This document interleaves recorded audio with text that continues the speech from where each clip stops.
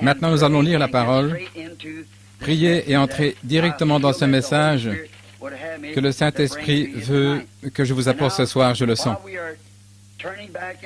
Voyons maintenant le texte.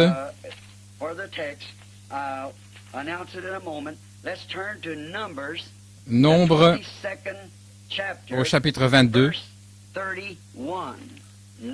au verset 31. Nombre 22, 31. Pendant que vous cherchez votre texte, si vous voulez le lire, ou plutôt le noter, j'aimerais que vous vous souveniez tous de moi jusqu'à ce que je puisse vous revoir cet été, je l'espère, si le Seigneur le veut. Et s'il arrivait quoi que ce soit qui m'empêche d'aller outre-mer, alors je serai de retour. Mais nous croyons maintenant que tout a concouru afin que le Saint-Esprit nous envoie selon la manière qu'il a lui-même choisi de nous envoyer. Et c'est de cette manière que nous voulons agir. Que le Seigneur vous bénisse. Père, nous sommes sur le point de lire ta parole. Puisses-tu la bénir et loindre pour notre compréhension? Nous le demandons dans le nom de Jésus-Christ. Amen. Le livre des Nombres, au chapitre 22 et au verset 31.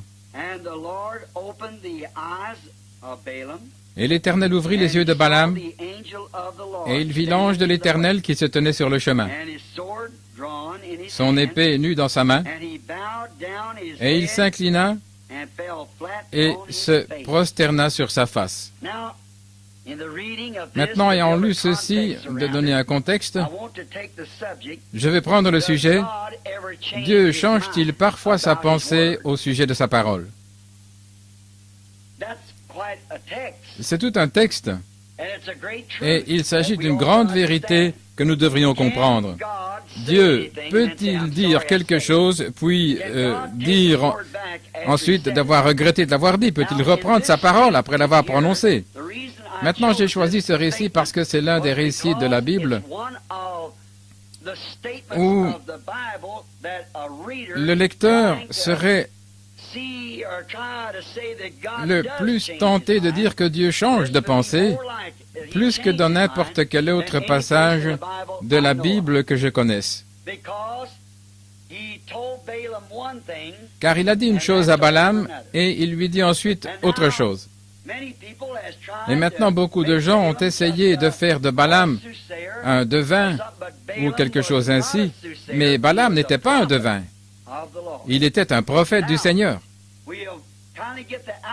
Maintenant, nous allons d'abord essayer de dégager le cadre de ce message. Israël était en route pour la Palestine venant d'Égypte. Et le Seigneur était avec eux.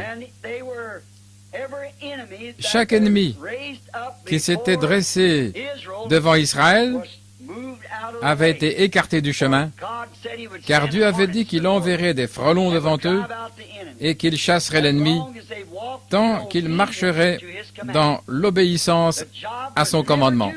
La tâche ne fut jamais trop grande. Les Amalécites, qui étaient les géants de l'époque, ne signifiaient rien pour eux. Bien que les Hébreux étaient des hommes de petite taille, mais ils marchaient selon l'ainsi dit le Seigneur. Peu importe l'opposition qu'il pouvait y avoir, Dieu veillait toujours à ce que ses paroles de promesse ne faillissent jamais envers Israël.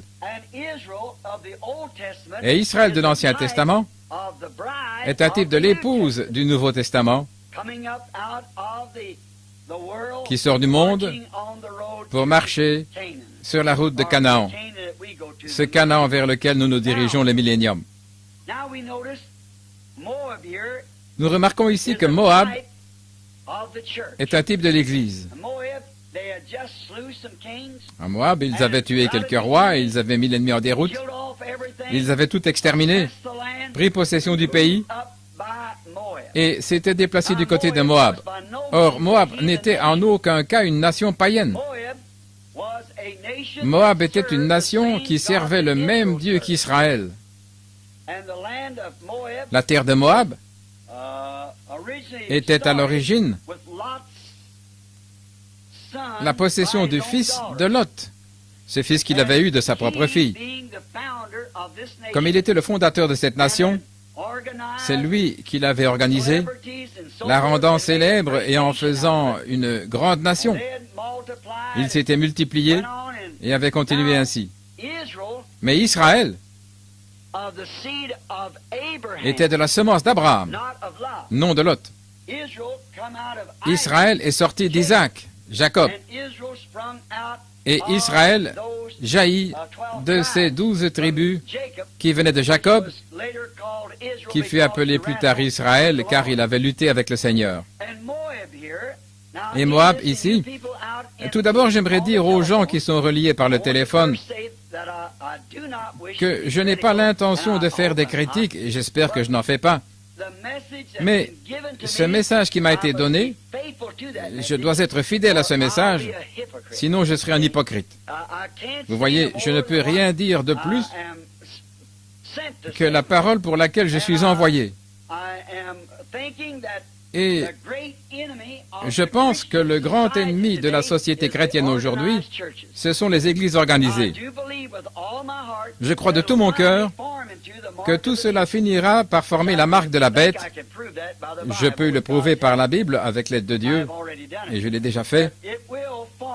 Cela débouchera sur la marque de la bête dans la fédération des églises. Car Dieu n'a jamais reconnu à aucun moment une église organisée. Il ne l'a jamais fait. Et chaque fois que l'homme a fait une organisation, l'Esprit de Dieu l'a quitté et il n'y est jamais retourné. Demandez à n'importe quel historien ou le lire vous-même. Jamais. Lorsque les gens se sont organisés, Dieu a tout laissé tomber. Et c'est ainsi que cela s'est passé. Ils en sont restés au point où ils en étaient. Les membres se sont multipliés, mais n'ont plus jamais eu le réveil de l'esprit. Moab en est un type, car ils étaient une nation organisée sur leur propre terre, ainsi que dans leur dénomination. Et ils avaient leur propre religion. Et leur religion était la même que celle qu'avait Israël. Ils étaient moabites et croyaient en Dieu Jéhovah, mais ils étaient un groupe de gens organisés. Comme ils représentent l'Église naturelle, Israël représente l'Église spirituelle lors de son voyage. Israël n'était pas une nation organisée. Tant qu'ils suivaient Dieu, ils étaient indépendants. Ils se déplaçaient, séjournaient ici et là, et n'avaient pas de place où aller. Ils suivaient la colonne de feu partout où elle allait. Ils n'étaient pas une nation organisée. Il y avait une certaine organisation parmi eux du fait de la circoncision qui était un commandement de Dieu. Mais à cette époque, ils ne furent jamais une nation organisée. Lorsqu'ils finirent par devenir une nation organisée, ce fut alors qu'ils chutèrent et rejetèrent leur Messie. Et nous nous apercevons que chaque fois que ces esprits naturels et spirituels des églises et des organisations se rencontrent, il y a toujours un accrochage. Cela ne manque jamais de se passer ainsi. Il y a toujours une collision. Car nous découvrons qu'il y a là de la jalousie. Cette jalousie provoque des comparaisons charnelles et des imitations. Et nous voyons qu'il en est aujourd'hui comme il en fut alors. Lorsque Dieu fait quelque chose chez une personne, tout le monde essaie de copier ce que Dieu a fait pour cette personne. Vous voyez, cela occasionne une compétition et tout ça c'est charnel.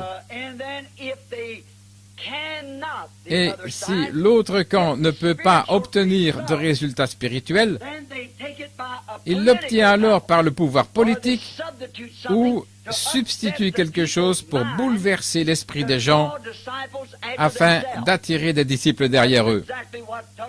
C'est exactement ce qui s'est passé au tout début. C'est comme pour Caïn et Abel. Les deux garçons se trouvaient ici sur terre, et lorsqu'Abel offrit à Dieu un sacrifice plus excellent que Caïn, et que Dieu confirma Abel en descendant pour recevoir son sacrifice, cela causa de la jalousie chez Caïn, parce qu'il était jaloux de son frère et il le tua. Tout ceci commença au début, lorsque l'esprit naturel et l'esprit spirituel, et pourtant Caïn et Abel adoraient le même Dieu. Tous deux construisirent le même genre d'autel. Et tous deux adoraient le même Dieu dans la même église, au même autel. Mais Caïn, qui avait raisonné de manière charnelle, apporta des fruits de la terre et les déposa sur l'autel comme sacrifice, en pensant que sûrement cela conviendrait à Dieu pour l'expiation. Aujourd'hui, les gens pensent qu'il doit avoir apporté des pommes, que ce sont les pommes qui prirent Adam et Ève, qui causèrent le péché. J'ai même entendu des gens dire que c'était une grenade. Il n'y a pas très longtemps, certains ont dit que c'était autre chose. Mais Abel offrit le sacrifice qui convenait. Il savait qu'il fallait du sang. C'est pourquoi il apporta un agneau. Et lorsque Dieu le reçut, maintenant c'est par la foi qu'Abel a agi, par révélation, et non d'une autre manière. La Bible n'était pas écrite. Vous voyez donc que le commencement de la justice, c'est la vérité révélée de Dieu. Et l'Église entière du Dieu vivant est édifiée là-dessus. Un jour, alors qu'il descendait de la montagne, Jésus dit à ses disciples, « Qui dit-on que je suis, moi, le Fils de l'homme » L'un dit, « Tu es Moïse », l'autre, « Élie, Jérémie ou l'un des prophètes ». Il dit, « Mais vous, qui dites-vous que je suis » C'est alors que l'apôtre Pierre, inspiré de Dieu et vivifié par l'Esprit, fit cette affirmation extraordinaire, « Tu es le Christ, le Fils du Dieu vivant ». Remarquez cette affirmation de Jésus, « Béni sois-tu, Simon, fils de Jonas. Ce ne sont pas la chair et le sang qui t'ont révélé cela. Mon Père céleste te l'a révélé. Tu es Simon. Sur ce roc. » Quel roc? Maintenant, les catholiques disent, sur Pierre, le roc, une petite pierre. Et les protestants disent, sur Christ, le rocher. Ce n'est pas que je veuille être différent, mais c'est par révélation que Pierre a su qui il était. Aucun homme ne peut venir à moi, dit Jésus, si le Père ne l'attire, et tous ceux que le Père m'a donnés viendront à moi. Tu es le Christ, le Fils de Dieu vivant. Béni sois-tu, Simon, fils de Jonas. Ce ne sont pas la chair et le sang qui t'ont révélé cela, mais mon Père qui est dans le ciel. Sur ce roc, je bâtirai mon église, et les portes de l'enfer ne prévaudront point contre elle. C'est la parole spirituelle révélée de Dieu. Remarquez que par la foi, Abel offrit à Dieu un sacrifice plus excellent, alors que le croyant charnel crut qu'il devait s'agir de l'œuvre de ses propres mains et pensa que les fruits et la belle offrande qu'il apportait seraient reconnus par Dieu, et c'est cela qui créa un conflit. Nous découvrons qu'Abraham et Lot eurent un conflit. Nous découvrons que Moïse eut le même conflit avec Dathan et Corée. Moïse, qui était un prophète ordonné de Dieu, qui avait la parole du Seigneur, prouva qu'il était choisi pour être le conducteur de l'heure. Abraham avait promis toutes ces choses, et Moïse fit exactement ce que Dieu avait dit qui arriverait. Et Corée, qui était charnel, voulut susciter une organisation parmi eux. Il voulait faire un groupe d'hommes. Mais Dieu ne traite pas avec des gens comme ça. Juste dans cette écriture, nous est montré un type de notre voyage aujourd'hui, et cela nous montre que l'organisation n'est pas ce que Dieu a ordonné. Car aussitôt que Corée eut fait cela, il dit à Moïse, « Tu te crois trop. En d'autres termes, l'assemblée entière est sainte, et toi, tu dis que tu es le seul homme saint. Tu n'as pas le droit de faire quelque chose comme ça. Tu essayes de te rendre toi-même quelqu'un d'important. Nous sommes tous saints, nous sommes tous enfants de Dieu. » Moïse tourna simplement la tête et s'en alla. Il dit, « Seigneur, que ferai-je » Dieu dit, « Sépare-toi de lui. J'en ai assez de cela. » Et il l'engloutit dans la terre. Vous voyez, il y eut conflit. Lorsque le charnel et le spirituel se rencontrent, il y a toujours un conflit. Lorsque Judas et Jésus se rencontrèrent, il y eut conflit. L'un était le fils de Dieu, l'autre le fils de Satan. Tout comme avec Caïn et Abel, il y eut conflit lorsqu'ils se rencontrèrent. L'un d'eux était le trésorier de l'Église et l'autre était un pasteur. Maintenant, nous arrivons de nouveau à la même chose aujourd'hui. La dénomination charnelle est l'épouse spirituelle de Christ. L'épouse spirituelle de Christ est tellement différente des organisations charnelles qu'il n'y a aucune comparaison possible entre elles. Maintenant, remarquez, le naturel essaie toujours de copier le spirituel. Mais de même qu'il en fut de Jacob et d'Ésaü, cela ne marchera pas. Certainement pas. Maintenant, en ce qui concerne les bonnes œuvres, je crois qu'Ésaü était réellement un homme meilleur que Jacob, au point de vue humain. Il essaya de prendre soin de son père, un prophète aveugle, et essaya de faire toutes sortes de choses. Pourtant, Ésaü ne pensait pas que ce n'était que des œuvres charnelles. Il pensait qu'il pourrait s'en sortir en faisant ce qu'il faisait, en accomplissant des choses bonnes pour quelqu'un, ce qui est très bien. Mais toute l'âme de Jacob était occupée à obtenir ce droit d'aînesse, et c'est ce que Dieu reconnut en lui de spirituel. Il en résulte toujours que le naturel déteste le spirituel. Caïn se mit à haïr Abel, Corée se mit à haïr Moïse, Judas se mit à haïr Jésus, et cela continue de la même manière. La conséquence en est que le naturel déteste le spirituel, tout comme au début Caïn haïssait Abel, celui dont Dieu avait reçu le sacrifice, et il essaya de le détruire. Ils essaient de détruire leur influence, ils essaient de tout détruire, car ce n'est rien d'autre que de la jalousie.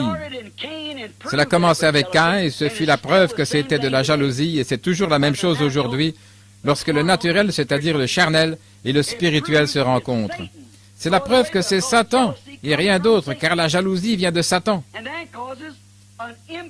Ils essaient ensuite de créer une imitation de la vérité. Quelqu'un essaie d'imiter quelque chose qu'il n'a pas été ordonné de faire. Combien de fois avons-nous vu cela en ces derniers jours? Oh mon Dieu, combien de fois?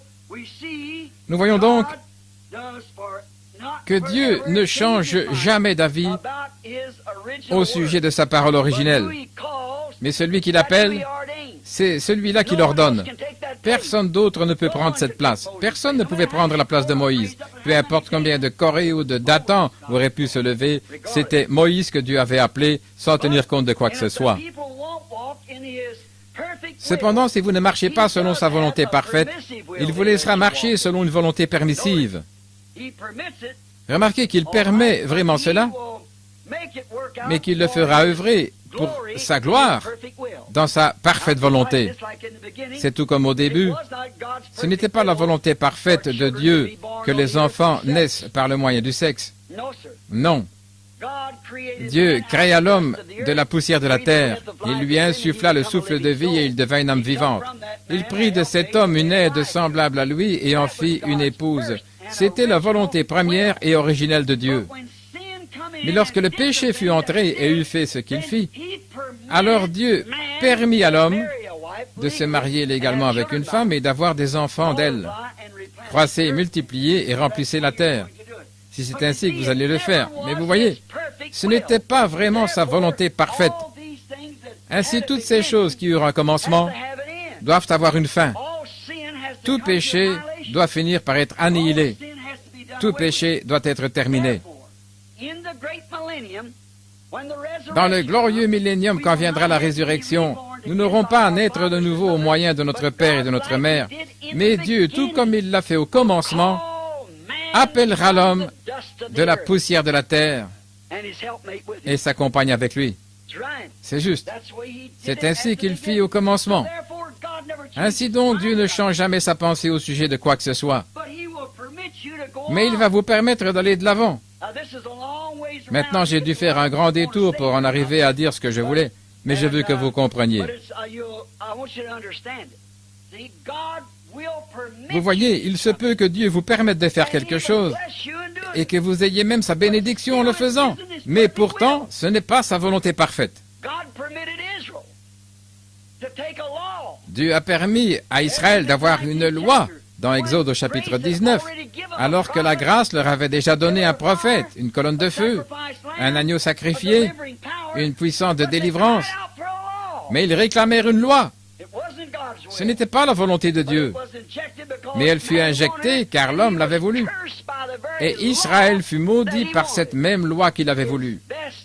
Il vaut mieux avoir la volonté de Dieu. C'est ce qu'il nous a enseigné. Que ta volonté soit faite, que ton règne vienne, que ta volonté soit faite. Nous devons nous soumettre à sa volonté et à sa parole. Ne mettez pas en question cette parole, croyez-la, n'essayez pas de la contourner. Prenez-la simplement comme elle est. Il y en a tellement qui veulent tourner autour, trouver une autre solution. Et lorsque vous faites cela, il se trouve que vous continuez d'avancer et que Dieu vous bénit, mais vous œuvrez selon sa volonté permissive et non selon sa parfaite volonté divine. Comme je l'ai dit, il permet cela, mais ce ne sera pas sa parfaite volonté. Cependant, il fera œuvrer cela pour honorer et bénir sa parfaite volonté. Et le fait de concevoir des enfants par le sexe en est un exemple. Maintenant, remarquez, dès le début, Moab fut une nation illégitime. Dès le départ, il fut illégitime, bien que venant d'un père croyant et d'une fille croyante. Si vous voulez typifier cela et le transposer sur le plan spirituel, vous pouvez voir qu'il en est exactement de même pour cette dénomination qui se présente à la vue de tous, certainement. Vous voyez, tout cela est complètement faux. Et regardez, lorsque cela commence comme cela, c'est comme une boule de neige qui roule en grossissant toujours de plus en plus. Vous faites une erreur et vous partez sur cette erreur, et vous continuez tout simplement à rouler une chose après l'autre et ainsi de suite. Et c'est de cette manière que l'Église a commencé. C'est de cette manière que ça a commencé à Nicée, à Rome. Lorsque l'Église catholique romaine, tout au début, cette Église est sortie de la Pentecôte. Mais lorsqu'ils s'organisèrent et amenèrent des célébrités dans l'Église, ils commencèrent à introduire des prières, à égrener le chapelet, à prier pour les morts et toutes ces autres choses. Tout cela s'est mis alors à entraîner une erreur à la suite d'une autre jusqu'à en arriver au point où cela est maintenant. Il n'y a absolument aucune manifestation de la Pentecôte dans tout cela. Vous voyez? Une erreur en entraîne une autre et ainsi de suite. Il n'y a qu'une chose à faire, c'est d'effacer l'enregistrement et de recommencer depuis le début. Martin Luther commença avec la justification. Cela aurait dû être l'Église luthérienne la plus avancée, vous voyez. Mais lorsqu'il s'organisa, il ne put recevoir la sanctification de Wesley. Il s'était organisé et l'homme ne pouvait pas lutter pour la sanctification, c'est pourquoi l'Esprit s'en alla. Voyons maintenant le groupe de Lot. Moab était l'enfant de la fille de Lot, et c'était un enfant illégitime dès le début. Remarquez maintenant, de la même manière que l'Église naturelle, c'est-à-dire Moab, représente la dénomination naturelle, Israël représente l'Église spirituelle. Israël, la véritable Église, était l'épouse de ce jour-là. Elle fut appelée hors d'Égypte et confirmée comme étant la vérité. Remarquez maintenant qu'ils marchaient ensemble. Ils offrirent tous deux les mêmes sacrifices, tous deux construisirent 7 autels, un sacrifice pur, un bœuf, et ils offrirent même des béliers, rendant témoignage qu'un Messie devait venir. Fondamentalement, ils étaient tous deux exactement identiques. Israël se trouvait là dans la vallée et Moab sur la colline. Moab avait 7 autels et Israël 7 autels. Moab avait 7 bœufs et Israël 7 bœufs. Moab avait 7 béliers, représentant le Messie qui devait venir, et Israël avait 7 béliers. Qu'avait-il de différent? Fondamentalement, tous deux étaient dans le vrai. Mais voyez-vous, Moab n'avait pas l'approbation de Dieu. Ce n'était qu'une nation, un groupe de célébrités. Alors qu'Israël avait un prophète au milieu de lui. Ils avaient avec eux un rocher qui avait été frappé, ils avaient une colonne de feu, ils avaient un serpent d'airain pour la guérison. Les bénédictions de Dieu se mouvaient au milieu d'eux. Et ils étaient les enfants de Dieu qui avaient été appelés à sortir. Nous voyons que cela est parfaitement typifié ici dans les églises d'aujourd'hui.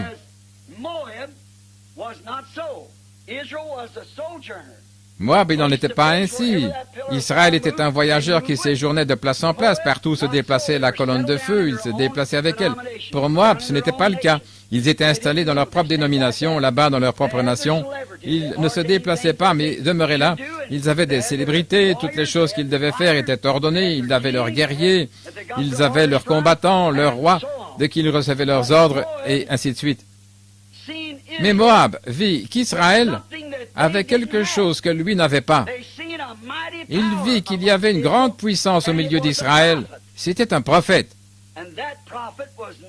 Et ce prophète était Moïse.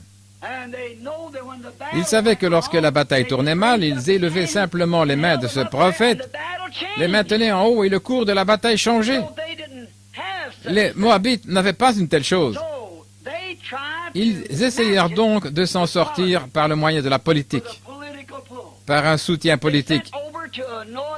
Ils envoyèrent chercher un prophète à l'étranger et le payèrent afin qu'il vienne pour qu'ils puissent avoir un prophète et par là même la puissance au milieu d'eux comme Israël l'avait au milieu de lui. Voyez-vous cette imitation charnelle?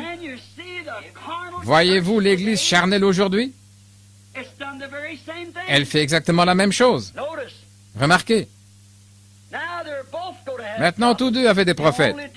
La seule différence est que Moïse était le prophète de Dieu. Son roi, c'était Dieu. C'est de lui qu'il recevait ses ordres, de la parole de Dieu. Balaam avait aussi un roi. C'était Balak, roi de Moab. Et c'est de lui qu'il recevait ses ordres et ses bénédictions. Balak dit donc à Balaam, « Descends et maudis-moi ce peuple, car il couvre toute la surface de la terre. » Ils viennent par là et broutent tout sur leur passage comme un bœuf qui broute l'herbe. Balak dit, « Descends donc maintenant, car j'ai cru comprendre que tu pouvais maudire ou bénir, et que tout ce que tu faisais était confirmé. » Nous remarquons maintenant que ce prophète était un prophète qui avait été ordonné par Dieu, mais qu'il avait vendu son droit d'aînesse pour des raisons politiques, tout comme l'a fait l'Église d'aujourd'hui, comme le firent Luther, Wesley, la Pentecôte et tous ces groupes qui vendirent leur droit d'aînesse pour promouvoir leur organisation. Moïse était sous les ordres de Dieu, Balaam était sous les ordres de Balak. Pourtant, ces deux prophètes étaient appelés hommes de Dieu et tous deux étaient spirituels. Remarquez la différence. Tous deux avaient un chef. Celui de Moïse était Dieu, celui de Balaam était Balak. Voyez maintenant ici comme le spirituel s'applique à démontrer que le naturel est dans l'erreur. Moïse, envoyé par Dieu dans l'exercice de ses fonctions, est défié par un autre prophète de Dieu. Pouvez-vous imaginer ça? Moïse, qui a été appelé par Dieu, ordonné par Dieu, qui se tient au service de Dieu, se retrouve dans ce groupe froid et formel et est mis au défi par un autre prophète de Dieu que Dieu lui-même avait béni et ordonné. Comment pourriez-vous faire la différence? Tous deux étaient prophètes. Dieu avait parlé aux deux prophètes. Certains disent Dieu a dit de faire ceci ou Dieu dit de faire cela, je ne discute pas cela. Mais ce n'est pas dans la ligne de la parole de Dieu, du prophète. Peu importe s'il s'agit d'un prophète, il n'est pas dans la ligne. Tellement de gens ont été trompés comme cela. Oh, ce frère sait faire ceci, il peut faire cela, et renier la parole? Même si je parlais les langues des hommes et des anges, même si j'avais le pouvoir de déplacer les montagnes, même si je donnais tous mes biens pour nourrir les pauvres, je ne serais toujours rien. Beaucoup viendront à moi en ce jour et diront, « Seigneur, Seigneur, n'ai-je pas prophétisé en ton nom? N'ai-je pas chassé les démons en ton nom et accompli des œuvres puissantes? » Et je leur dirai, « Retirez-vous de moi, ouvriers d'iniquité, je ne vous ai jamais connus. » Ils étaient pourtant venus en affirmant qu'ils avaient fait cela. Mais Jésus leur dit, qu'ils étaient des ouvriers d'iniquité. Qu'est-ce que l'iniquité? C'est lorsque vous savez qu'il y a quelque chose que vous devriez faire et que vous savez qui est juste, et pourtant vous ne le faites pas. Voyez-vous comment ça se passera dans les derniers jours? Écoutez tout le conseil de Dieu. C'est ce que je me proposais de faire ce soir. J'avais dit que j'aurais terminé à 9 heures. Il se peut que je finisse un peu plus tard. Regardez. C'est ce que j'avais l'intention de vous montrer par la parole de Dieu. Je voulais vous montrer que Dieu doit garder sa parole afin de rester Dieu. Maintenant, nous remarquons cela. Tous deux étaient des hommes spirituels, tous deux étaient des prophètes, tous deux avaient été appelés. Et Moïse était là dans la ligne du devoir, avec une colonne de feu renouvelée devant lui chaque jour. L'Esprit de Dieu était sur lui, dans la ligne du devoir. Voici maintenant un autre serviteur de Dieu, un homme qui avait été appelé par Dieu, ordonné par Dieu, un prophète, à qui vient la parole de Dieu. C'est là que réside le danger. Personne ne pouvait nier que cet homme venait de Dieu, car la Bible dit que l'Esprit de Dieu lui avait parlé et qu'il était un prophète. Mais voyez-vous, lorsqu'il reçut la véritable réponse de Dieu, il ne voulut pas la garder. Il n'y fit pas attention. Alors il alla défier Moïse. Maintenant, Balaam recherchait de tout son cœur la volonté de Dieu. Maintenant, lorsque ce grand homme vint lui dire, Balaam, le roi Balak t'a envoyé chercher afin que tu viennes immédiatement et que tu maudisses ce peuple d'Israël, car ils se sont répandus sur toute la surface de la terre et maintenant ils ont pris position contre moi et ils ont conquis tous les royaumes qui se trouvaient autour d'eux. Nous voulons maintenant que tu viennes et que tu maudisses ce peuple, car j'ai entendu dire que si tu maudissais quiconque, il était maudit. Maintenant, vous voyez, Balaam était un homme de Dieu. Ce que tu bénis est béni. C'était un serviteur de Dieu. Et comme il était prophète, Balaam pensa, il ne me reste qu'une chose à faire, c'est de chercher quelle est la volonté de Dieu. C'est là le devoir d'un prophète, s'il a été appelé à être prophète. Tout d'abord, que doit faire un prophète? Il doit chercher quelle est la volonté de Dieu, quelle est sa parole. C'est ce qu'il doit faire. Car étant prophète, c'est à lui que vient la parole de Dieu. Les gens disent, eh bien, vous n'êtes pas théologien. La Bible n'a jamais dit que la parole de Dieu venait à un théologien. Ce sont eux qui la gâchent. La parole vient au prophète de Dieu. Nous avons là un homme qui était prophète de Dieu. Et remarquez que lorsqu'on le paya pour aller là-bas maudire cet autre peuple de Dieu, il chercha la volonté de Dieu. Il voulait connaître sa parfaite volonté et Dieu lui fit connaître sa parfaite volonté en la matière. Sa parfaite volonté lui fut présentée. Quelle était sa volonté? N'y va pas. Ce fut la première parole de Dieu. Ne va pas avec eux. N'essaie pas d'attaquer mon peuple qui marche selon mes voies parfaites. Voyez comment cela se passe aujourd'hui. Ils veulent faire des histoires, discuter et toutes ces autres choses lorsqu'ils voient l'Esprit de Dieu œuvrer au milieu de vous. Et cela fait des années qu'ils essayent d'étouffer cela. Mais plus ils essayent de l'étouffer, plus cela prend de l'importance. Vous ne pouvez pas maudire ce que Dieu a béni. Vous ne pouvez tout simplement pas le faire. Vous voyez donc que c'était le peuple de Dieu. Maintenant, vous voyez bien que ce prophète se trouvait là-bas, qu'il avait été loué, acheté par le roi et qu'il œuvrait au milieu de toutes ces célébrités. Et la parole de Dieu est venue à lui, il cherchait la volonté de Dieu. Et la volonté de Dieu lui répondit en disant, « Ne maudis pas ce peuple, je l'ai béni. » Maintenant, il n'y a pas un seul théologien sous les cieux qui puisse nier ce message que nous prêchons, car il est exactement la parole de Dieu qui convient pour ce temps. Dieu l'a authentifié dans chaque chose qui a été dite et faite. Il a prouvé que ce message était vrai. Maintenant, pas un seul théologien, pas un seul lecteur de la Bible, pas un seul prophète ne peut regarder cette parole. S'il est un prophète, il verra la même chose. S'il n'y voit pas la même chose, cela montre que quelque chose ne va pas. Vous dites, oh, eh bien, je pourrais prendre cela autrement. Balak et Balaam le pouvaient aussi. Vous voyez? Mais Dieu a identifié Moïse. il a confirmé. Quelle était la preuve? La parole de Dieu. Il entendit. La décision de Dieu simple et claire ne va pas. N'essaie pas de maudire ce que j'ai béni. C'est mon peuple. Et vous savez quoi?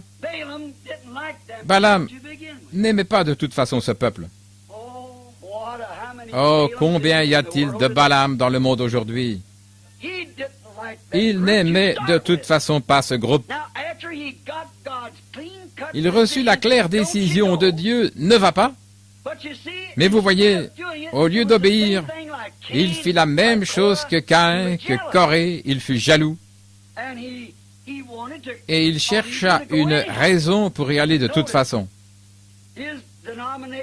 Remarquez ce que fit le quartier général de sa dénomination après qu'il soit revenu en disant « Non, n'allez pas croire que je vais descendre là.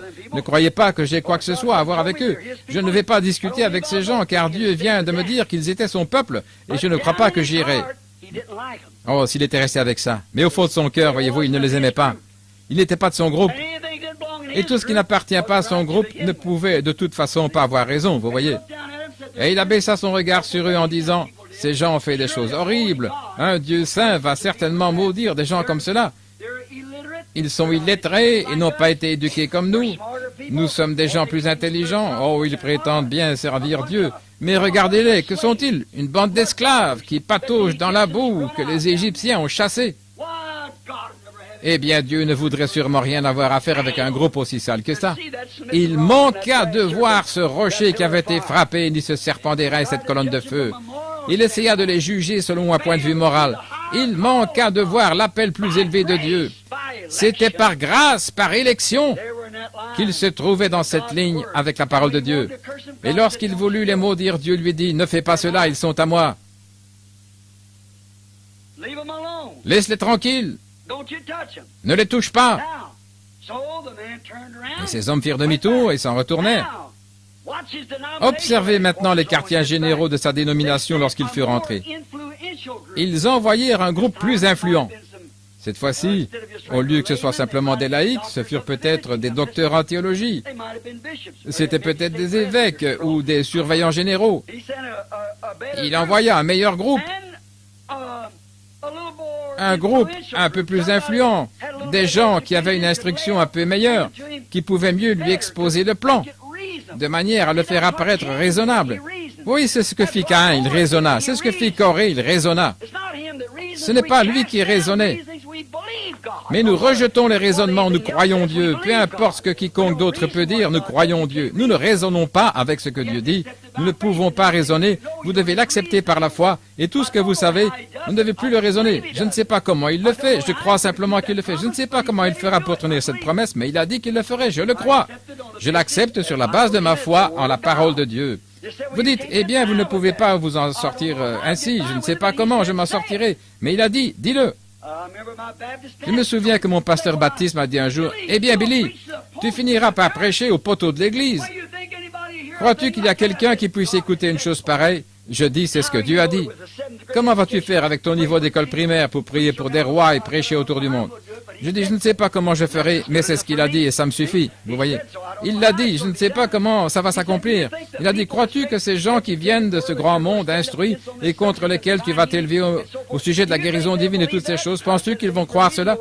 Je dis, ce n'est pas à moi de savoir s'ils vont croire ou pas. Mon devoir, c'est de le prêcher. C'est ce qu'il m'a dit. Il a dit qu'il serait avec moi et qu'il me dirait ce que je dois faire. Et cela s'est passé exactement comme il a dit que cela arriverait. Tout d'abord, prends leur main, ensuite il arrivera que tu connaîtras même les secrets de leur cœur. Et je vous en ai parlé. C'est de cette manière que c'est arrivé. Comment cela se fait-il? Je ne sais toujours pas comment ça se fait. Ce n'est pas mon problème de savoir comment cela arrive. Cela se fait, tout simplement. Qui pourrait expliquer lorsque Dieu dit à Élie, « Monte là-haut et installe-toi sur la montagne et je te nourrirai. J'ai ordonné au corbeau de te nourrir. » Comment un corbeau pouvait-il prendre une tranche de pain, un morceau de poisson cuit et l'apporter à un prophète? Cela dépasse tout ce qu'on pourrait expliquer. Vous ne pouvez pas l'expliquer non plus, et personne. Mais il l'a fait. C'est tout ce qui est nécessaire. Il l'a fait, et c'est la vérité. Comment le fit-il? Je ne sais pas. Ce n'est pas mon affaire, mais il l'a fait. Comment fit-il la terre? Je ne sais pas, mais il l'a fait. Comment fait-il pour envoyer son fils? Je ne sais pas, mais il l'a fait. Comment fait-il pour ressusciter les morts? Je ne sais pas, mais il l'a fait. Comment m'a-t-il sauvé? Je ne sais pas, mais il l'a fait. C'est juste. Comment vous a-t-il sauvé? Je ne sais pas, mais il l'a fait. Comment m'a-t-il guéri? Je ne sais pas, mais il l'a fait. Il a promis de le faire, et il tient sa parole. Balaam aurait dû savoir cela, et il savait bien. Remarquez que vint ce groupe influent qui était meilleur, et qu'avaient-ils? Ils avaient de meilleurs dons. Non seulement ça, ils avaient de meilleurs dons, mais ils pouvaient lui donner plus d'argent et lui offrir une meilleure position. Maintenant, en plus de votre position de pasteur régulier de notre organisation, nous ferons de toi le surintendant du district, vous voyez, nous ferons quelque chose pour toi, si tu veux simplement chasser ce groupe de gens-là et arrêter tout ça. Oh, ils lui offrirent une belle place. Ils dirent, tu sais, je peux te donner de l'avancement. Vous voyez d'où lui venait la parole qu'il recevait? De la tête de la nation. D'où Moïse recevait-il ces paroles? Du roi des cieux. Une de ces paroles était la promesse de la parole de Dieu. Je t'emmènerai vers la terre promise et aucun homme ne tiendra devant toi. J'enverrai des frelons devant vous et je les disperserai de gauche et de droite. Vous vous emparerez de ce pays. Je vous l'ai déjà donné. Allez de l'avant, emparez-vous de ce pays, il est à vous. Vous voyez, c'est celui-là que Moïse écouta. Or cet homme écoutait ces choses à un point tel qu'il sentit en son cœur qu'il y avait quelque chose dont il était jaloux. Et c'est pourquoi il alla vers son chef ecclésiastique. Remarquez qu'il était question d'une meilleure position. Il dit, tu sais que je peux te faire avoir de l'avancement. Je te ferai avoir une meilleure place, je ferai même plus. J'augmenterai ton revenu, je te donnerai un meilleur salaire. Et en lui offrant tout cela, ça l'a aveuglé. Combien de Balaam y a-t-il dans le monde aujourd'hui qui, par une meilleure position, une meilleure église, la promesse de quelque chose. Prenons le cas d'un homme qui tient ses yeux fixés sur la parole de Dieu et sur les œuvres de Dieu. Cet homme bon qui a de l'influence va devenir serviteur de Dieu et s'occupera d'une bonne congrégation. Au bout d'un certain temps, on lui présentera le baptême du Saint-Esprit, on lui présentera le baptême au nom de Jésus, qui est la seule manière scripturaire de baptiser. Et lorsqu'on lui aura présenté cela, et que la dénomination saura qu'elle va le perdre, s'il rentre là-dedans, elle lui offrira une meilleure position et un changement dans l'Église. Vous voyez, c'est ce vieux balamisme à nouveau comme au commencement. Maintenant, cet homme qui lit la Bible ne peut la lire sans voir que c'est la vérité. Personne n'a jamais été baptisé en utilisant les titres de Père, Fils et Saint-Esprit. C'est un credo catholique et non pas une doctrine de la Bible. Personne dans la Bible, ni même jusque 300 ans après la mort du dernier apôtre, n'a été baptisé ainsi. Mais tous ont été baptisés dans le nom de Jésus-Christ. C'est l'Église catholique romaine qui commence avec cela et toutes les autres y vinrent aussi. N'importe quel pasteur qui se met à étudier et à regarder cela sait que c'est la vérité. Mais à cause de la popularité, pour garder sa position, pour être mieux considéré dans son peuple, il fait des compromis. Eh bien, dites-vous, Dieu l'a béni, certainement. Certains ont reçu des dons de guérison, certains ont eu de grandes campagnes et s'en sont glorifiés. Et ils ont reçu la même réponse de la parole de Dieu que vous-même ou n'importe quel autre homme recevrait. Dieu ne change pas. Vous voyez ce que je veux dire?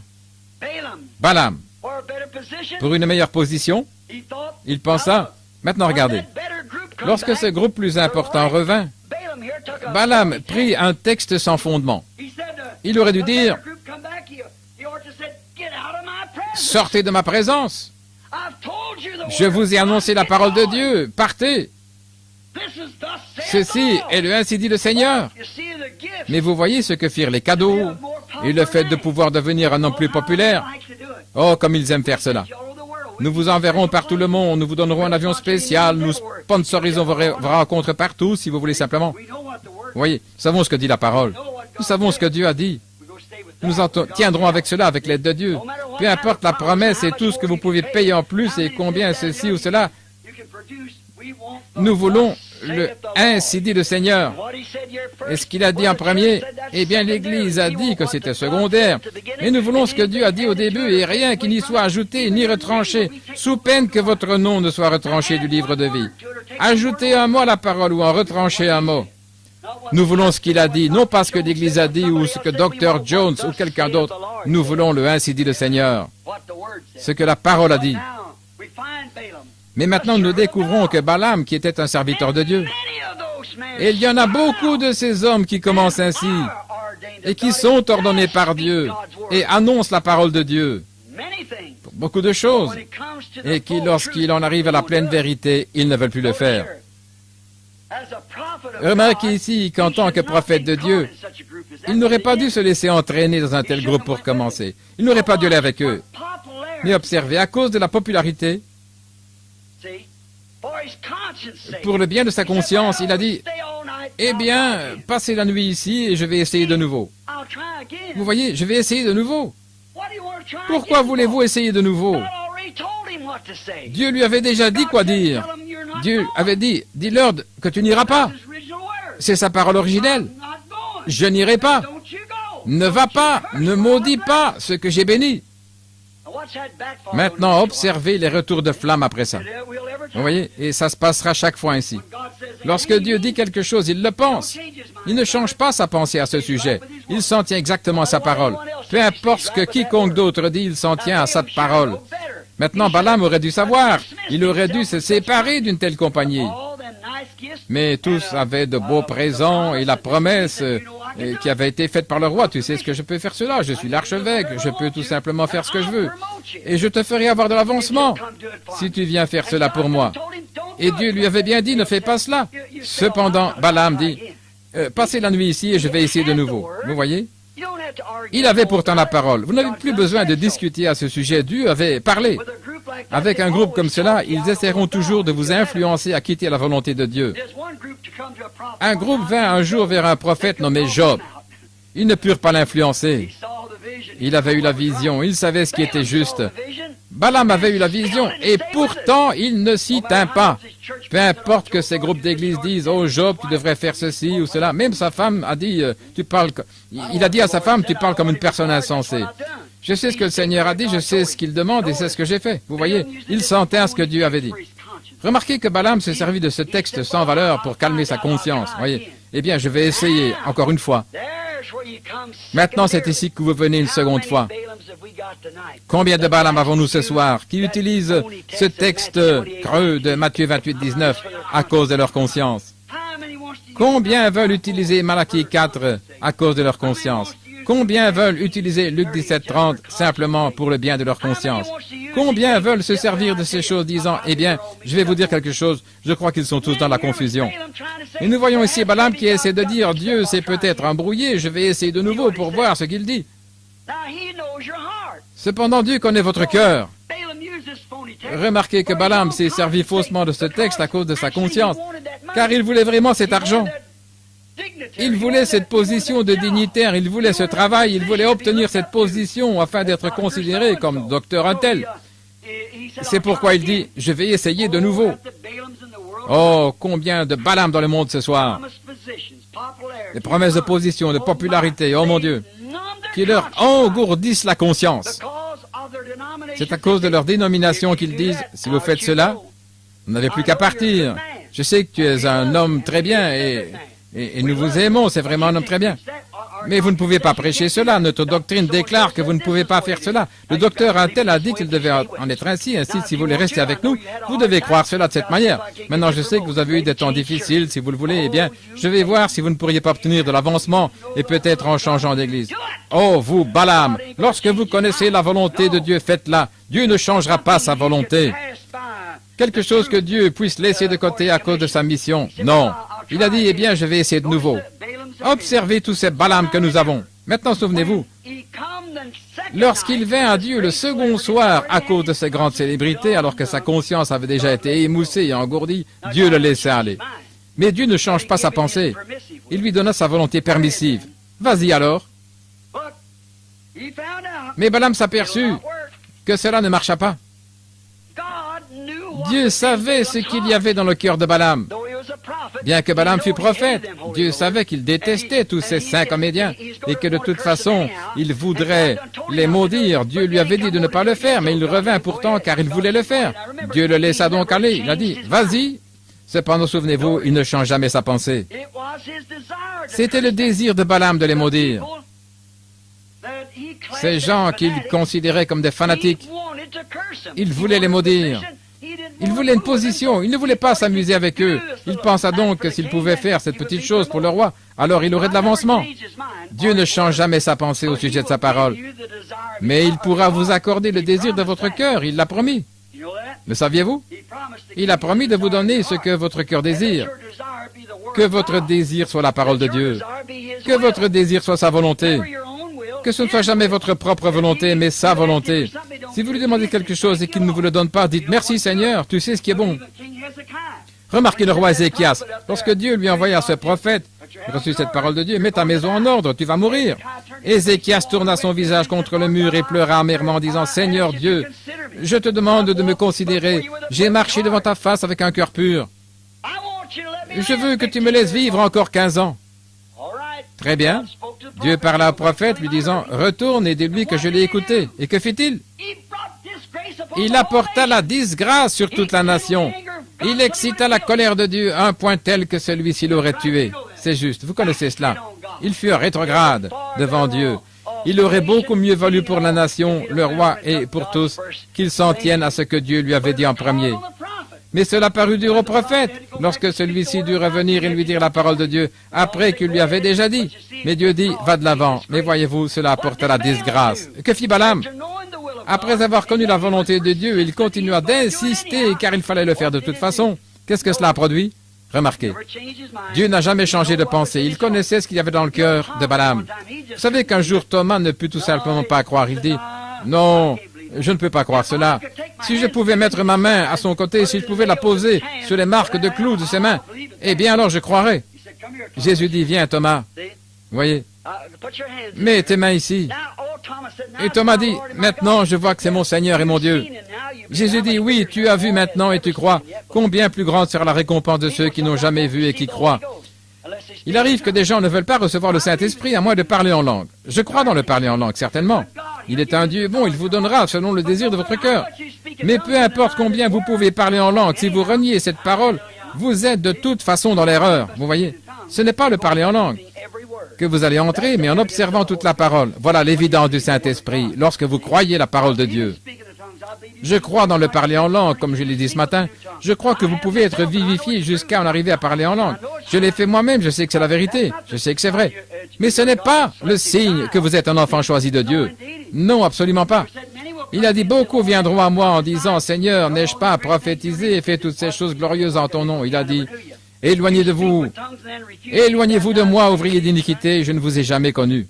Vous parlez en langue et puis vous refusez d'être baptisé dans le nom de Jésus-Christ? Il y a quelque chose de faux. Toutes ces choses, tous ces ordres de Dieu, voyez-vous, il y a quelque chose de faux. Cherchez dans votre conscience et voyez ce qu'a dit la Bible. Montrez-moi un endroit où quelqu'un a été baptisé dans les noms de Père, Fils et Saint-Esprit. Ça n'existe pas. Mais il arrive à cause de votre conscience. Vous dites, eh bien, Dieu parle aux femmes au sujet de ce qu'elles doivent faire. Il leur dit qu'elles ne doivent pas porter de shorts et de ces choses. Mais vous savez, le pasteur, ils suivent la voie facile. Ils savent ce que Dieu a dit à ce sujet, certainement. Dieu a dit que de toute façon, il voudrait le faire, vous voyez. Ils essaieront de trouver une excuse. Eh bien, je pense que c'est beaucoup mieux. Le vent ne s'engouffre pas, mais Dieu a dit que l'homme devait s'habiller différemment de la femme. Si une femme met un vêtement appartenant à un homme, c'est une abomination à ses yeux. Ce n'est donc pas juste. Vous ne devriez pas le faire. C'est donc faux. Mais vous voyez, ils essaient de trouver une excuse comme « Le Seigneur m'a dit de faire cela ». Je ne dis pas qu'il ne l'a pas dit, mais observez, ce n'est pas sa volonté parfaite. Il doit s'agir de sa volonté permissive. Vous voyez ce que cela entraînera? Cela polluera tout le groupe.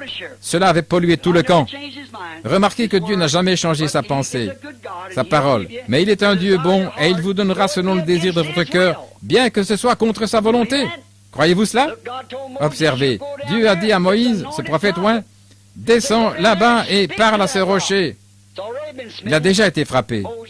Moïse descendit là et dans sa colère, il saisit la verge et dit, « Devons-nous faire sortir de l'eau de ce rocher pour vous qui êtes rebelles? » Et il frappa le rocher. L'eau ne jaillit pas, il le frappa à nouveau et l'eau vint.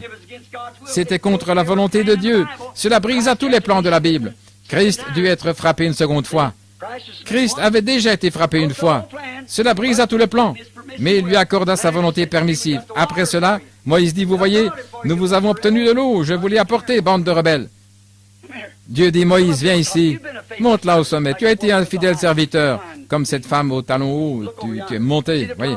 Regarde tout le pays, vois-tu la terre promise, mais tu n'y entreras pas. Tu t'es emparé de ma volonté permissive là-bas au rocher, tu t'es glorifié, et tu ne m'as pas glorifié. Tu t'es sanctifié toi-même, tu ne m'as pas sanctifié. Tu n'as pas observé ma parole originelle, ce que je t'avais dit de faire. Et pourtant l'eau est venue. Vous pouvez imposer les mains aux malades et qu'ils guérissent, vous pouvez prophétiser ou parler en langue. Mais le principal est d'observer sa parole originelle. Dieu ne change pas sa pensée, mes amis. Vous devez garder sa commission, sa volonté. Oh, c'était bon pour les disciples. Il ne change pas. S'il a encore un disciple, la commission sera la même. Allez par tout le monde et prêchez l'évangile, ces signes suivront ceux qui auront cru. Ça ne change pas, il ne peut pas changer. Maintenant, vous pourriez dire, bien, ce n'est pas pour ce jour. Oh, vous, Balamites, Dieu ne change pas, il est le même hier, aujourd'hui et pour toujours. Regardez simplement les Balamites d'aujourd'hui. Oh, je sais bien que dans la Bible, ils baptisaient dans le nom de Jésus, mais vous voyez tous ces... Peu importe ce qu'ont fait les gens, il n'y a pas d'autre nom sous le ciel qui a été donné parmi les hommes pour être sauvés. Il n'y a pas de rémission des péchés si ce n'est par le nom de Jésus-Christ. Peu importe combien vous êtes bon, ce que vous faites, ça n'a rien à voir. C'est la parole originelle de Dieu. Vous devez rester avec cela. Oh là là!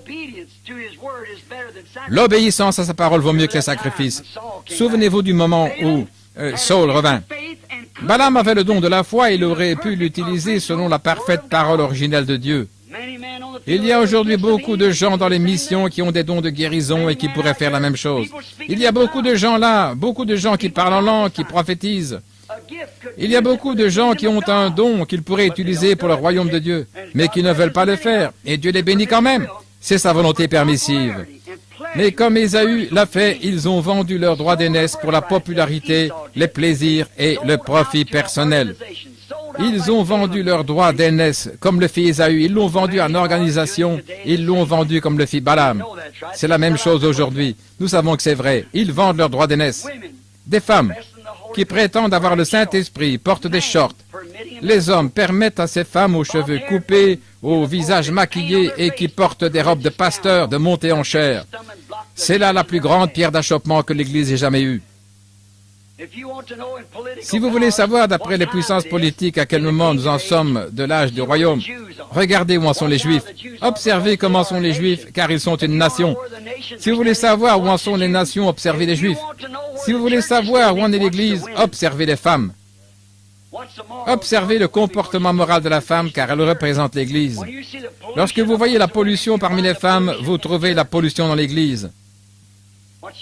Lorsqu'elle devient une Jézabel, fardée, l'Église devient exactement comme elle. C'est la vérité, vous le savez. Si vous voulez savoir où en est l'Église, observez le comportement moral de vos femmes, car l'Église est une femme. Si vous voulez connaître la condition du pays, observez les Juifs. Remarquez ce que Dieu dit à Balaam après que celui-ci eut entendu la parole véritable, la claire décision. Ne va pas? Oui. Après avoir vu dans son cœur ce qu'il avait l'intention de faire, il lui donna sa volonté permissive. Vas-y. Et vous pouvez faire la même chose. Si vous ne voulez pas marcher dans la vérité, il se peut que vous alliez de l'avant et que vous ayez un grand ministère, certainement. Mais vous prenez sa volonté permissive, vous passez au-dessus de sa parole. Il vous fera prospérer, certainement. Tout comme il l'a fait pour Balaam. Il réussit dans ses entreprises, mais il ne put pas maudire ce peuple. Il ne put pas le faire, car chaque fois qu'il commençait à maudire, il bénissait. Voyez, il ne pouvait pas le faire. Mais lorsqu'il commençait à avoir du succès dans ses entreprises, il enseigna à ce peuple, par l'intermédiaire de Balak, à commettre adultère. Il amena des gens de Balak dans le camp d'Israël et les incita à se marier. Il dit, eh bien, nous sommes tous un, vous adorez le même Dieu, nous avons un prophète ici, vous avez un prophète là-bas, et nous avons le même sacrifice, le même Jéhovah que nos pères. Pourquoi ne voulez donc pas venir et vous associer à nous? La Bible dit, ne vous joignez pas aux incroyants. Ne vous mettez pas sous le même joug qu'eux. S'ils ne croient pas, demeurez loin d'eux. Sortez du milieu d'eux, séparez-vous, dit le Seigneur, et je vous recevrai. Ne touchez pas à leurs choses impures. C'est juste, restez à l'écart des saletés qu'ils disent contre la parole et des choses comme cela. Ne l'écoutez pas. Nous découvrons ici que Balaam descendit là-bas et commençait à enseigner le peuple qui commit alors une erreur. Il suivit le chemin de Balaam et fit comme lui, et Balaam enseigna à Balak et aux enfants d'Israël à commettre l'adultère, et une plaie frappa la nation d'Israël. et des milliers d'entre eux moururent en un seul jour. Et tandis qu'ils étaient tous là en train de prier devant l'autel de Dieu, un homme israélite s'approcha avec une femme madianite, une femme dénominationnelle, et entra dans la tente. Le fils du sacrificateur s'avança, prit une lance et les tua tous les deux. Et cela arrêta la colère de Dieu. Vous connaissez les Écritures, est-ce juste? Qu'arriva-t-il? Balaam réussit à affaiblir Israël. Que fit-il? Il affaiblit leur camp. Dieu le laissa aller affaiblir leur camp, et cela pollua tout le camp. Lorsqu'une doctrine commence qui n'est pas la vérité de la Bible, cela pollue tout le camp. Quelqu'un se lève et exprime une idée différente, comme le fit Corée, et dit, eh bien, voici ceci, cela, j'ai une idée différente. Cela pollue tout le camp, et c'est ce qui est fait au camp tout entier de l'Église aujourd'hui. Son enseignement, affaiblissant ainsi tout le camp à Kadesh Barnéa, une confrontation avec la parole. Lorsqu'ils arrivèrent à Kadesh Barnéa et l'affaiblissement du camp, ils sont revenus et ils avaient suivi. Souvenez-vous qu'ils avaient mangé la nourriture des anges chaque nuit. La parole de Dieu leur avait été manifestée, ils avaient mangé cette nourriture, ils buvaient l'eau du rocher, ils avaient vu les miracles, ils avaient observé Moïse, entendu sa parole, vu ses prophéties et tout. Et lorsque finalement ils écoutèrent ce faux docteur qui venait vers eux et leur enseignait des choses fausses, le camp fut affaibli, tandis que le faux prophète prospérait.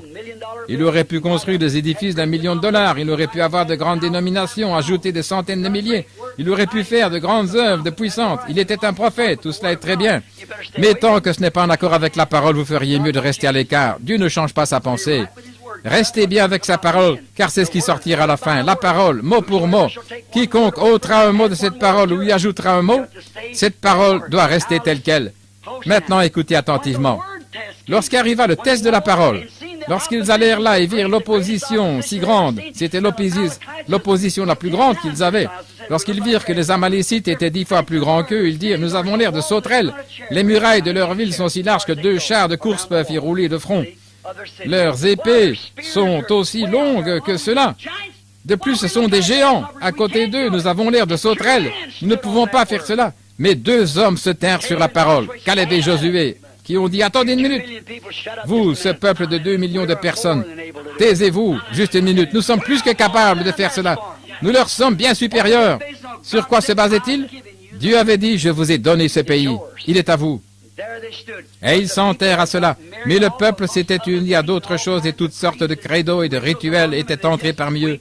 Ils étaient devenus faibles comme des lavettes ne sachant pas de quel côté se tourner. C'est vrai, c'est alors que vint le test de la parole. Et cependant, il vous accorde sa volonté permissive, sachant ce qui est dans votre cœur. Il sait cela. Vous dites, eh bien, frère Branham, je fais ceci et cela, ça ne me dérange pas. Dieu me bénit chaque jour, je chante dans l'esprit, je danse dans l'esprit. Il le permettra, allez-y, c'est juste. Mais qu'allez-vous faire? Je porte des shorts, je fais ceci, cela, ça ne me dérange pas, je sais que ma foi est en Christ et pas lorsque je porte. Mais la Bible dit que ça a de l'importance, vous voyez. Qu'allez-vous faire? Vous allez être une pierre d'achoppement comme Balaam devant les autres femmes. Qu'allez-vous faire de vos jeunes filles? Vous aurez un tas de riquetas. C'est absolument vrai. Un tas de petites Jézabel maquillées. Vous voyez? Pourtant, Dieu vous fera prospérer. Eh bien, il me bénit. Je n'en doute pas. Il a aussi béni Balaam. Il vous bénira certainement. Vous marchez dans sa volonté permissive. Non, dans sa volonté parfaite. Dieu ne change pas sa pensée parce qu'il vous bénit. Il a béni Israël pendant 40 ans. Que faisait-il? Il se mariait, élevait des familles, embrassait des enfants, payait leurs dîmes. Il vivait simplement là et Dieu les bénissait dans le désert, les nourrissait de la manne et toutes ces choses. Mais chacun d'eux périt car il n'avait pas gardé sa volonté originelle, sa parole. Ils avaient pris sa volonté permissive. Allez de l'avant, mais souvenez-vous que lorsqu'ils eurent quitté Kadès, ils ne voyagèrent plus, ils se contentèrent de tourner en rond dans le désert. Alors que 2 jours plus tard, ils auraient pu se trouver dans la terre promise, ils voyagèrent pendant 40 ans, et chacun d'eux mourut, sauf Josué et Caleb, qui s'en étaient tenus à la parole originelle. Oh Dieu, aide-nous. Dieu ne change pas sa volonté, il ne change pas sa pensée. Pourtant, il vous bénira, certainement, il a béni Balaam, et que fait-il? Il pollua tout le camp. Vous voyez, vous devez vous en tenir à ce qu'il a dit. Il n'a jamais changé son plan originel. Regardez les Balaam dans le camp, dans le champ de la moisson aujourd'hui. Regardez simplement. Ils prospérèrent, ils parlèrent en langue, certainement. Ils utilisent les dons de Dieu pour s'enrichir et toutes ces choses, certainement. Mais ils souillent toute l'Église de Dieu avec leur enseignement corrompu. C'est vrai. Quelqu'un m'a dit, pourquoi faites-vous cela? Pourquoi faites-vous? J'ai dit, ne croyez-vous pas que c'est la vérité? Oh oui, mais savez-vous quoi? Ce n'est pas votre affaire. Vous êtes ici pour prier pour les malades. Ils croient que vous êtes un prophète. Vous pourriez enseigner à ces femmes comment faire ceci et encore cela. Comment pourriez-vous leur enseigner de l'algèbre alors qu'elles ne veulent même pas apprendre l'ABC? Comment pouvez-vous leur enseigner ces choses alors qu'elles ne veulent même pas faire l'école primaire? Vous devez revenir en arrière et recommencer depuis l'endroit où vous avez arrêté en prenant chaque parole de Dieu. Regardez simplement dans le champ de la moisson aujourd'hui. De même que Balaam s'est marié dans l'église de Dieu à une prostituée, il a épousé une prostituée dans l'église de Dieu. Ces faux docteurs d'aujourd'hui essayent de vous dire ces choses. Ils vont se marier à chacune de ces organisations et le peuple fera de même avec la vieille prostituée d'Apocalypse 17. Ils sont de la doctrine de Balaam. De nos jours, ils vont ci et là en disant « Nous sommes tous les mêmes, nous sommes tous chrétiens, les prêtres, les papes et tous les autres font des compromis. » Je connais même un prédicateur pentecôtiste. Maintenant, ils se mettent à donner un pain cachère rond qui représente Astarté, la déesse de la lune. Ils vous donnent une galette cachère en disant « Prenez-la, fermez les yeux si cela heurte votre conscience. » Fermez les yeux. Une hostie ronde. Qu'est-ce que ça signifie? Nous prenons un corps brisé. C'est Jésus-Christ qui a été brisé et non une déesse ronde de la lune. Pas Astarté qui a été remplacée par Marie. Les hosties catholiques sont toujours rondes. Remarquez que la lune est devenue une déesse, pas Dieu. Nous avons un pain cachère qui a été brisé, certainement. Ainsi, la grande prostituée d'Apocalypse 17, c'est-à-dire ces docteurs de Balaam avec leur fausse doctrine, marie l'Église à ce gâchis. Voyez à la fin des temps, tout est dévoilé, voyez-en la faiblesse. Il y a 900 et quelques organisations, les unes allant d'un côté, les autres de l'autre. Il n'y a pas d'unité parmi elles. Et elles essayent de créer une unité sans s'appuyer sur la parole de Dieu, sur le plan originel de Dieu. Elles essaient d'établir cela par le moyen de la politique et de l'organisation. Dieu ne change pas sa pensée. Il s'en tient exactement à sa parole. Il a dit, les cieux et la terre passeront, mais ma parole ne passera pas. C'est juste. Il s'en tient à sa parole originelle. Oh là là! Bien qu'il continue de raisonner contre ses paroles comme il le fait au début, il n'y a qu'une chose à faire, il ne changera pas, c'est simplement de croire. Car le ciel et la terre passeront, mais sa parole ne faillira jamais. Voyez-vous à quoi vous allez vous marier? Voyez la politique et toutes ces choses. Voyez comment ils essayent d'unir la politique et l'Église. Nous ne sommes pas unis à Christ par la politique. Nous sommes unis à Christ par le baptême du Saint-Esprit. Et vous savez que vous avez le Saint-Esprit lorsque cet Esprit en vous identifie chaque parole de Dieu comme étant la vérité. C'est vrai. Quiconque enlèvera un mot de cette parole ou y ajoutera un mot, sa part sera retranchée du livre de vie. Et pourtant, il prospérera. Vous dites, la prospérité n'est-elle pas un signe de notre foi? Vous ne pouvez pas juger Dieu d'après la prospérité. Le monde prospère. Balaam a prospéré par ce moyen.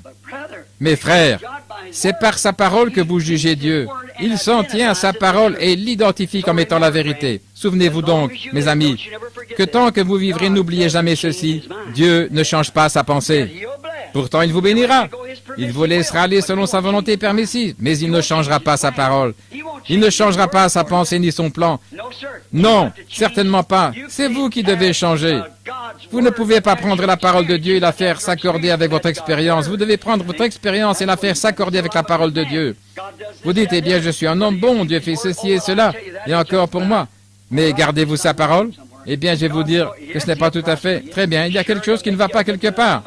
Dieu vous fera prospérer, certainement il le fera. Les dénominations ont prospéré, et qui ne l'a pas fait. Elles ont déployé leurs tentes, leurs grandes et belles églises et tout ça sur toute la terre, et les riches avec leur argent ont affublé ces églises et les membres sont venus de partout. La Bible ne dit-elle pas qu'on trouve en elle les richesses du monde et même les âmes d'hommes? Tout cela fut trouvé dans cette vieille prostituée qui est la mère de cette politique corrompue et de cette organisation. Mais le petit groupe de cette épouse de Dieu est centré sur cette parole. Puisse notre bien-aimé Père Céleste vous garder toujours stabilisé juste là. Ne vous éloignez jamais de cette parole. Il se peut que vous soyez bénis, il se peut que Dieu guérisse vos malades, il se peut qu'il guérisse votre bébé malade, il se peut qu'il guérisse votre mari ou votre femme, il se peut qu'il guérisse votre mère ou n'importe qui, que vous sautiez dans l'esprit. Souvenez-vous que la pluie tombe sur le juste et l'injuste. Mais lorsque vous voyez cette semence répandue là, vous savez, que soit elle est ordonnée, soit elle ne l'est pas.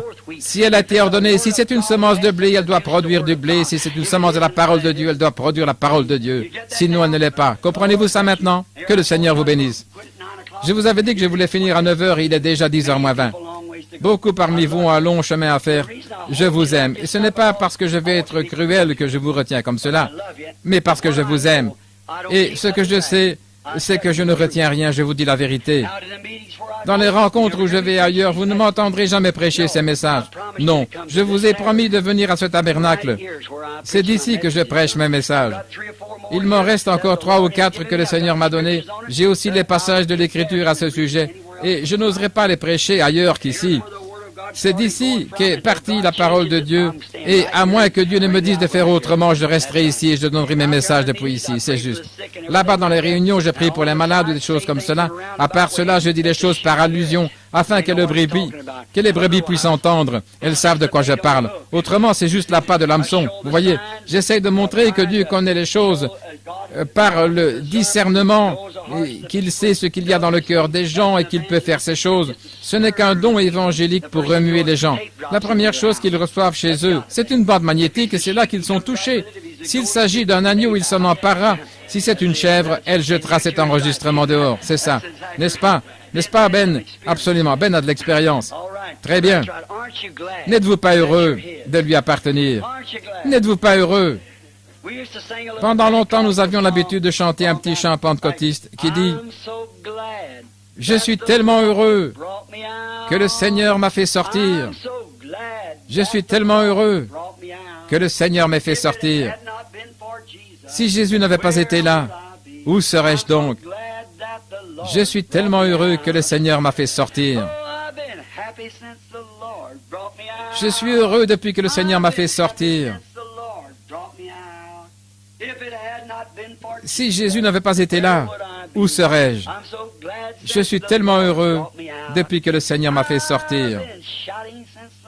Je pousse des cris de joie depuis que le Seigneur m'a fait sortir. Si Jésus n'avait pas été là, oh, où serais-je? Je suis tellement heureux que le Seigneur m'a fait sortir. Gloire! N'êtes-vous pas heureux? Chantons-le, n'êtes-vous pas heureux?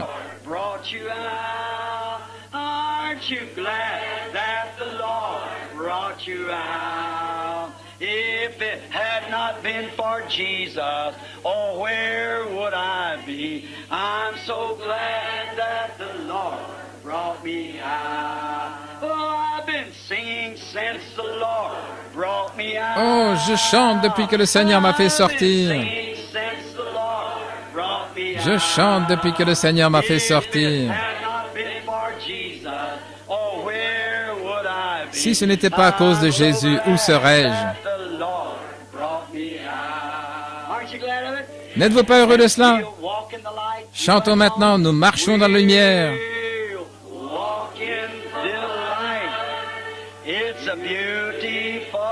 C'est une belle lumière qui fait briller les gouttes de rosée et de grâce.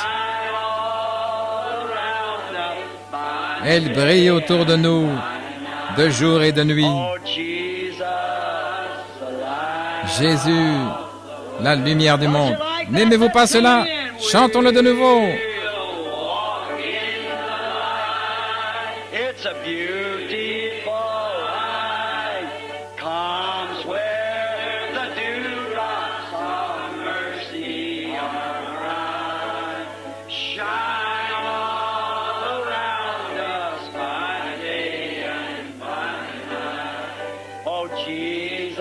Jésus, la lumière du monde. C'est le lever du soleil.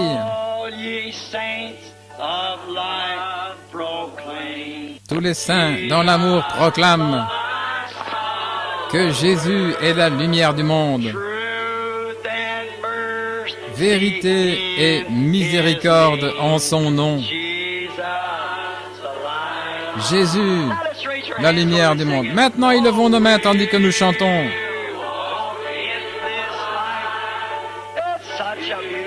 Nous marchons dans cette lumière. Une si belle lumière.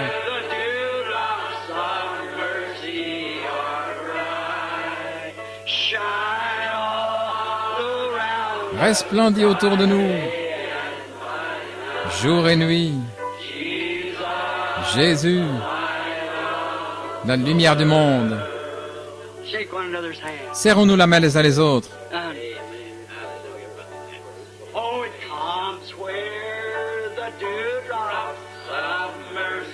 Elle vient là où les gouttes de rosée et de miséricorde brillent. N'êtes-vous pas heureux d'être les enfants de la lumière?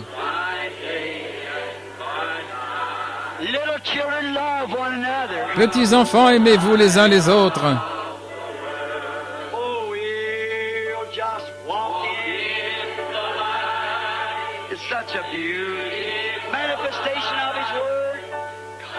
La manifestation de sa parole.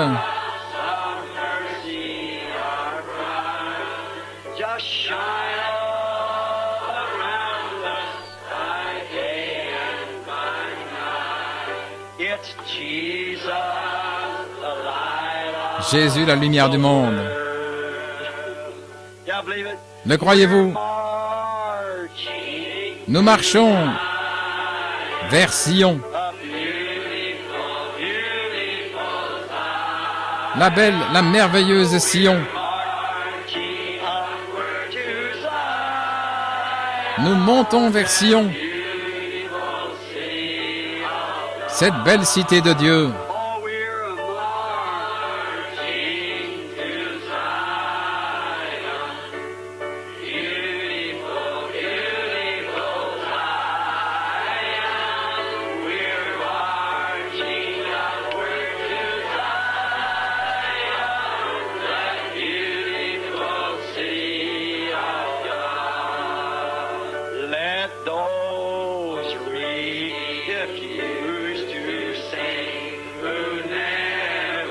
Laissons de côté ceux qui refusent de chanter, ceux qui n'ont jamais connu notre Dieu.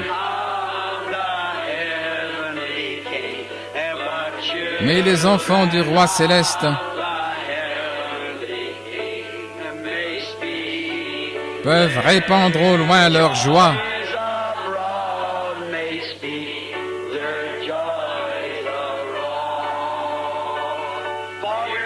Car nous marchons. Glory, gloire, vers Sion.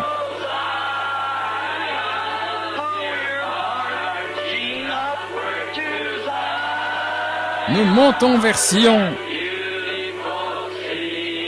cette belle cité de Dieu.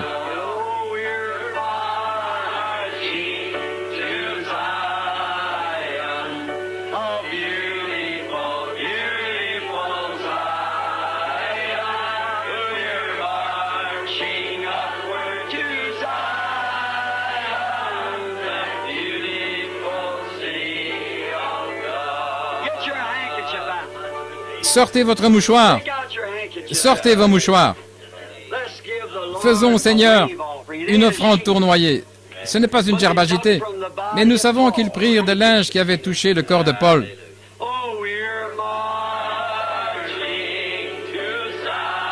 Oh, nous marchons vers Sion. La belle, la merveilleuse Sion.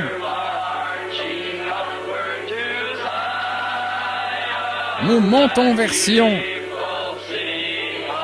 la belle cité de Dieu.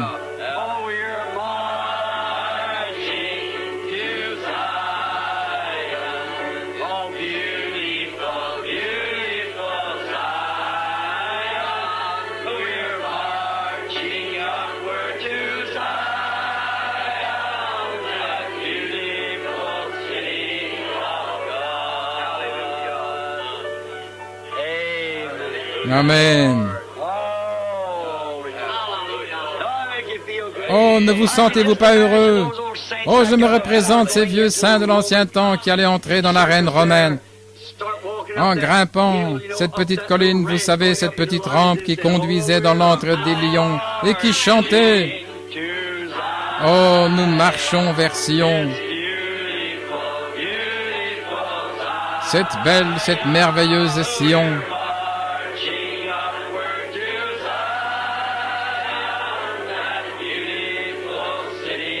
cette belle cité de Dieu.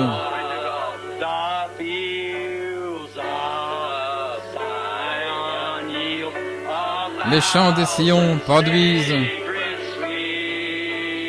1 million de douceurs sacrées. Avant que nous atteignions le trône céleste, avant que nous atteignions les champs célestes, et que nous arpentions les rues dorées,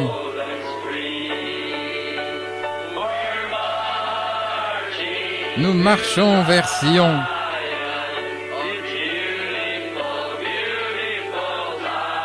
La belle, la merveilleuse Sion.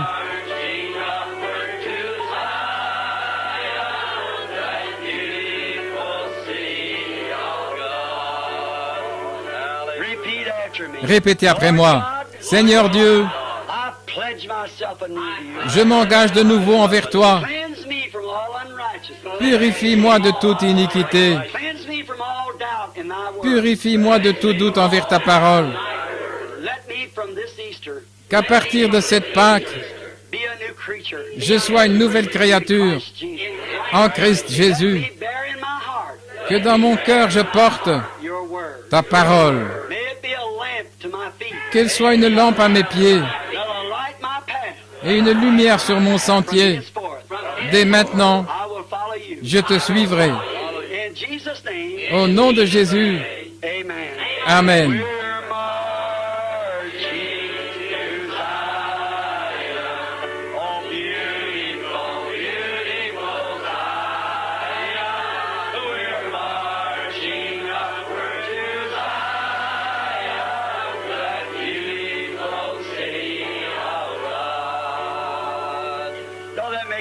Ne vous sentez-vous pas bien? Nous nous sommes engagés de nouveau, sachant que dans nos cœurs, nous avons été vivifiés d'entre les morts. Cela ne vous rend-il pas heureux? Oh là là! Je vous aime d'un amour immortel. Écoutez, aimez-vous les uns les autres. Vous ne pouvez pas ne pas aimer votre frère que vous voyez et dire que vous aimez Dieu que vous n'avez jamais vu. Aimez-vous donc les uns les autres. Lorsque vous vous servez les uns les autres, c'est Dieu que vous servez. Est-ce juste? Tout ce que vous faites à l'un de ces petits qui a la puissance vivifiante en lui, c'est à moi que vous l'avez fait.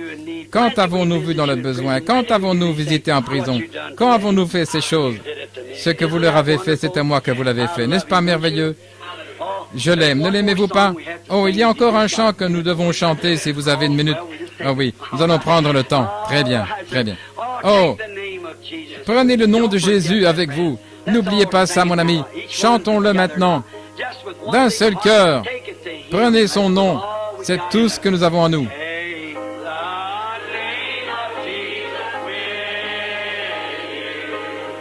Prenez le nom de Jésus avec vous. Enfants de tristesse et de détresse, il vous donnera la joie et le réconfort. Prenez-le partout où vous irez. Précieux nom, comme il est doux. Espérance de la terre et joie du ciel. Précieux nom, comme il est doux. Espérance de la terre et joie du ciel. Maintenant, n'oubliez pas de prier pour moi. Lorsque souffleront les vents brûlants de la persécution, lorsque de tous côtés nous défierons les démons, je me souviendrai que vous priez pour moi, jour et nuit, et je prierai pour vous. Tenez-vous aux côtés de votre bon pasteur, frère Neville, et de son associé, frère Capps. Écoutez-les. Ils vous enseigneront la parole de vie. Je le crois. Si je ne croyais pas, je ne les ferais certainement pas venir ici. Certainement pas. Je crois qu'ils croient le message et qu'ils s'en tiendront à cela du mieux de leur connaissance. J'ai foi en ces deux hommes. Restez avec eux. Vous avez vu aussi ces autres frères là autour qui tiennent des réunions. Ils étaient là ce soir. Si vous vous trouvez dans leur voisinage, restez près d'eux. Vous avez entendu pourquoi ils étaient venus ce soir. Prends le nom de Jésus avec toi comme un bouclier contre tous les pièges. Lorsque les tentations vous entourent, murmurez simplement ce saint nom dans la prière. Précieux nom, comme il est doux. Espérance. Ô Dieu Père Céleste, guéris ces gens pour qui je prie, au nom de Jésus, accorde-le Seigneur.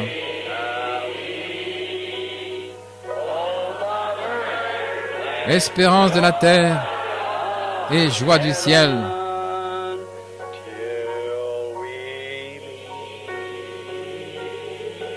Jusqu'à ce que nous nous rencontrions.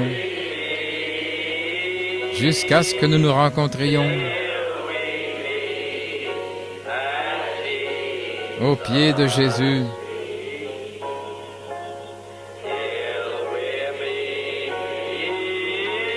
Jusqu'à ce que nous nous rencontrions.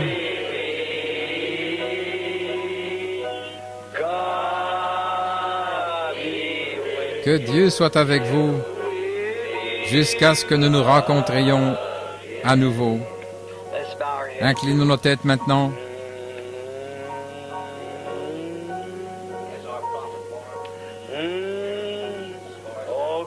Ô Dieu, sois avec nous. Aide-nous, Seigneur.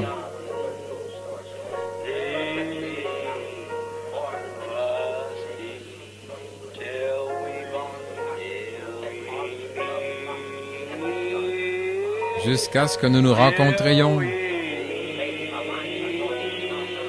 Que Dieu soit avec vous.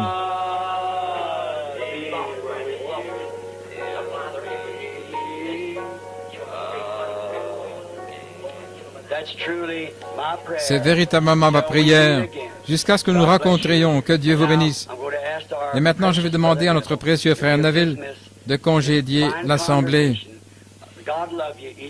Dieu vous aime tous, chacun en particulier. Je suis tellement reconnaissant d'avoir des gens comme vous. Que serait mon message si je n'avais personne pour y croire? Il y a ici des gens pour lesquels vous donneriez votre vie. Que Dieu vous aide, qu'il aide chacun de vous. Mes prières sont avec vous, mes bénédictions accompagnent chacun de vous. Puissiez-vous ne pas oublier que vous aurez part à cette résurrection. La puissance vivifiante est maintenant en vous. Tout est prêt. Vous êtes l'enfant de Dieu. Inclinons maintenant nos têtes, tandis que frère Neville vous congédie. Que Dieu vous bénisse.